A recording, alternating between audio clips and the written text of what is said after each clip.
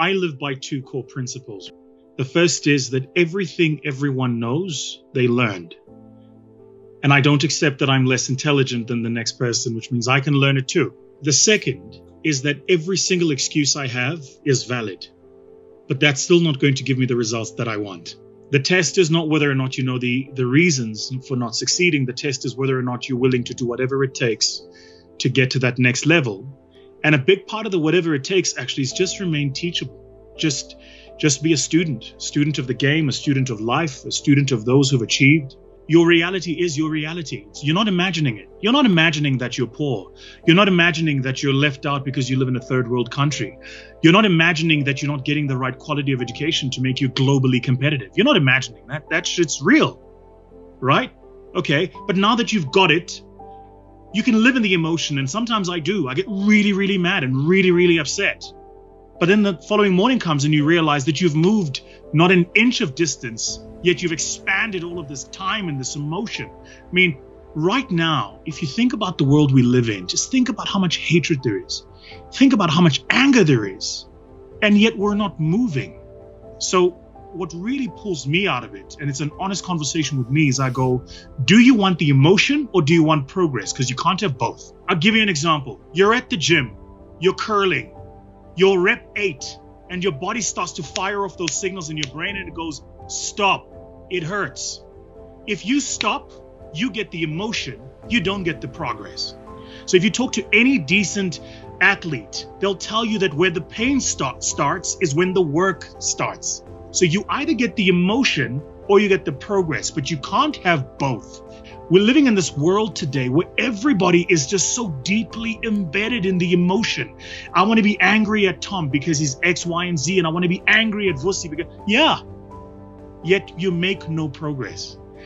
So yours and my challenge, I think, as a generation is how do we give the world progress?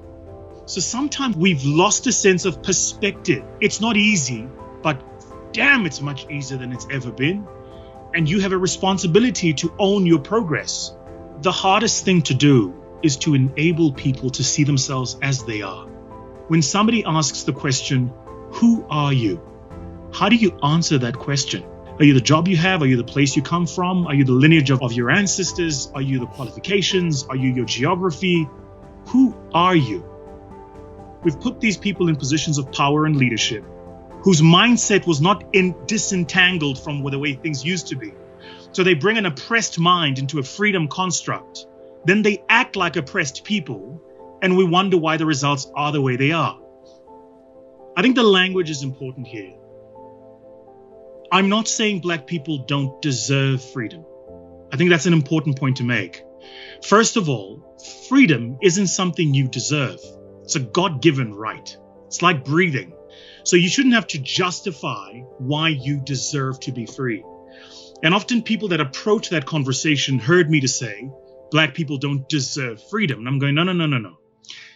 The idea that you deserve it means there's something you have to do to earn it, which by itself is fallacious. There is nothing you have to do to earn the right. That said, if you accept, and we all do, that there have been hundreds of years of structural exclusion and oppression, not only of the Black body, but of the Black mind.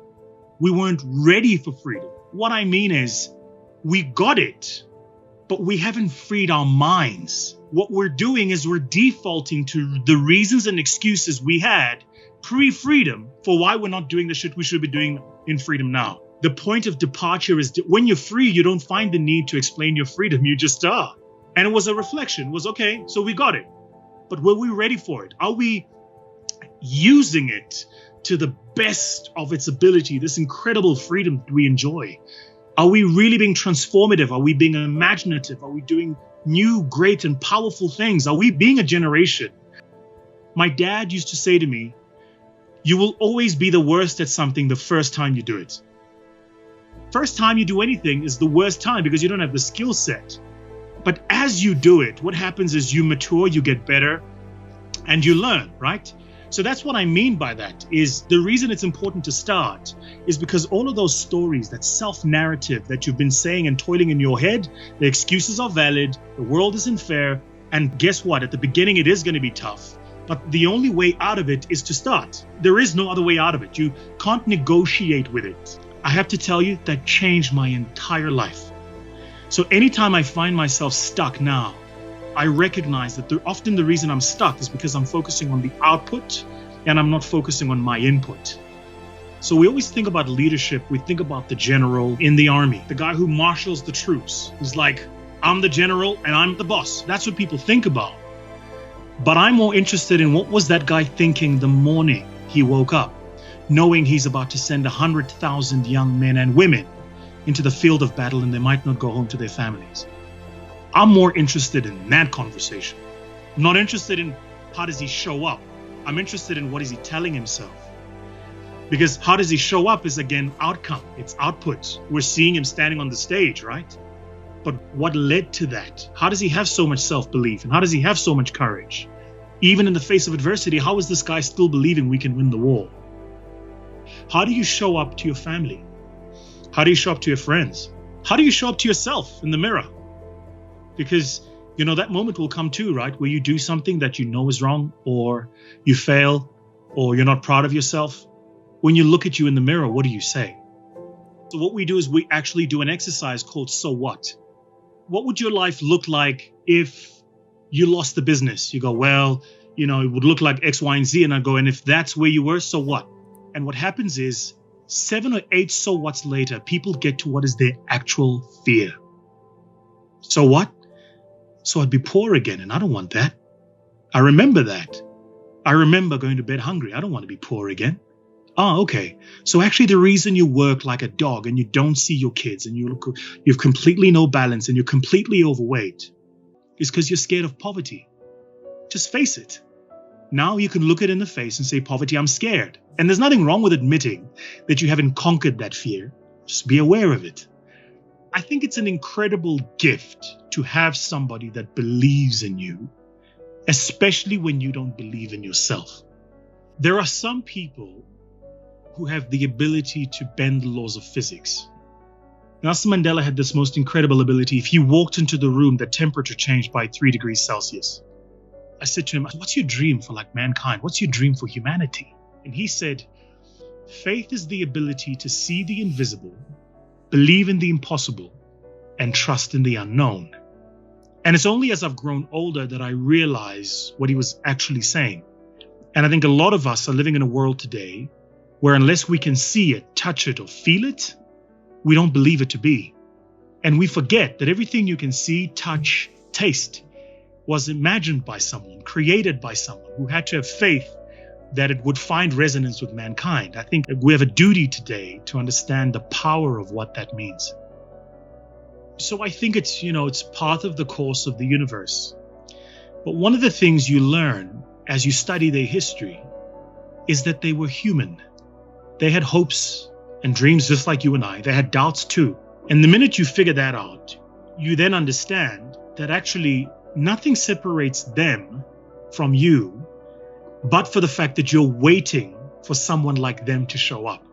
So if we're all waiting for the Messiah, who is it? Because we can't all wait.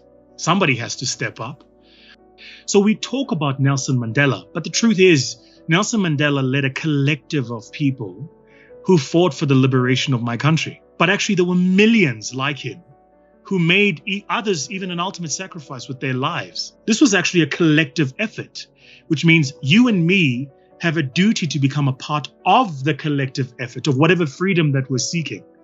So if you're waiting for someone to save you, you're it. You are the savior. As you go, you will figure it out. And you've got to trust the universe. It'll meet you halfway. It'll teach you what you need to learn.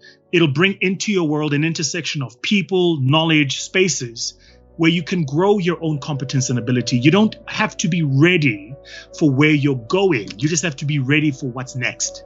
And that's what I mean by there's no Messiah. We all kind of go, well, we need the perfect person so we can create the perfect future. But what you're learning is there is no perfect person for the perfect future. There's the person who's just working on next step. And that's all it is. So I actually don't need the perfect person to come and save me. I can do it myself.